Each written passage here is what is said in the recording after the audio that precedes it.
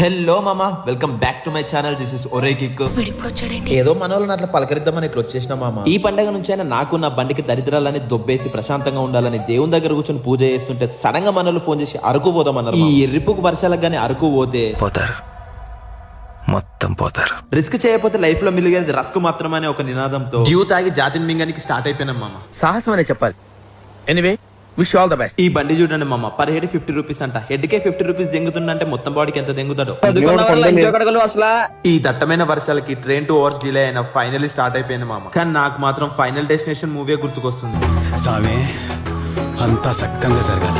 రాత్రి నుండి వర్షం అయితే వాయించి పడి దెంగుతుంది మామ. సడన్ గా ట్రైన్ పట్టాలు తప్పి లోయలో పడిపోతే ఊహిస్తేనే భయంకరంగా ఉంది. ఆ భయంకి మనోళ్ళ ఒట్టలు అదిరినే మామ. అలాంటప్పుడు రాకూడదు. వట్టకాయలు సేఫ్ గా పట్టుకొని నేను మా బ్యాచ్ విశాఖపట్నం అయితే రీచ్ అయిపోయినాం మామ.